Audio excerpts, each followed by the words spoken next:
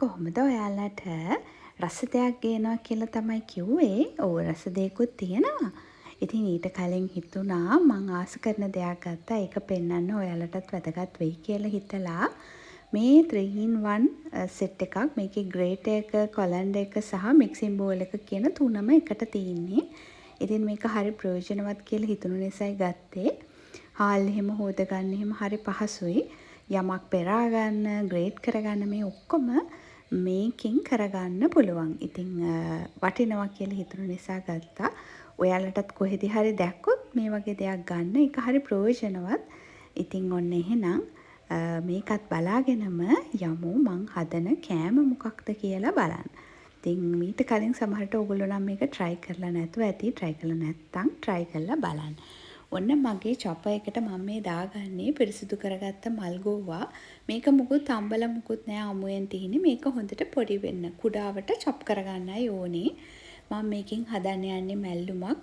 මේක හරියටම කොස් මැල්ලුමක් වගේ සුවඳයි, හරි රසයි. ඉතින් ඔයගොල්ලොත් හදලා නැත්නම් හදලා බලන්න.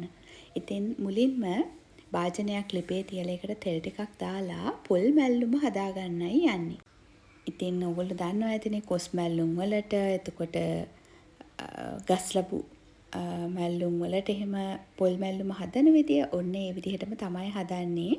අප ටිකක් ලුණු සුදු ලුණු එතකොට මේකට රම්පේ කරපිංචා නම් අනේ ඇත්තටම මට අමතක වුණා. අමු මිරිස් තිබුණේ නැහැ. ඒක නිසා දැම්මේ නැහැ.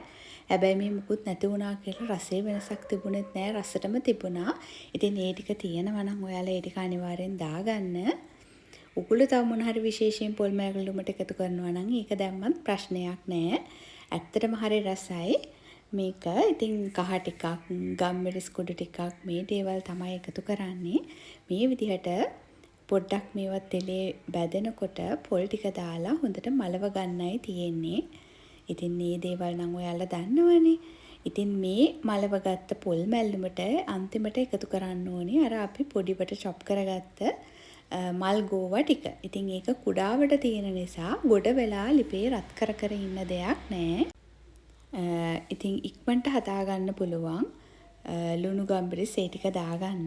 අන්තිමට ඔයගොල්ලන්ට මේක නිවුණට පස්සේ දෙහි චුට්ටක් එකතු කරගන්න පුළුවන්. ඔන්න ඉතින් දැන් පොල් ටික මැලවිලා ඒකට මම එකතු කරගන්නවා අර අපි කුඩාවට චොප් කරගත්ත මල් ගෝවා ටික. ඇත්තටම මේක විනාඩියක් වගේ ඇතුළත හදාගන්න පුළුවන්. හරිම පහසුයි.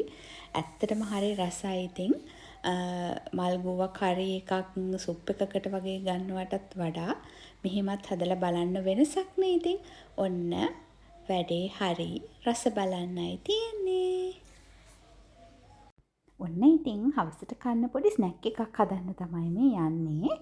පාන් පිටි මේස් හැන්දි දෙකක්, ලුණු ටිකක්, කහ කුඩු, මිරිස් කුඩු චුට්ටක් මේ මම ගන්න දැල්ල ප්‍රමාණයට අවශ්‍ය විදිහට තමයි මම එකතු කරගත්තේ.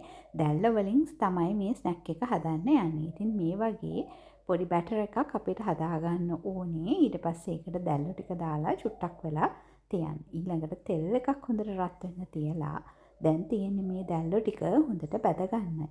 දැල්ල වල හොඳට වතුර ඉවත් කරගන්න නැත්නම් දැල්ල තෙල් එකට දැම්මහම පුපුරන්න තෙල් විසික් වෙන්න බලයි. ඒක නිසා කල්පනාවෙන් පරිස්සමට මේ වැඩේ කරගන්න. ඔන්න දැල්ල ටික බැදලා ඉවරයි. දැන් ඉතින් සෝස් එකක් එක්ක රස බලන්නයි තියෙන්නේ.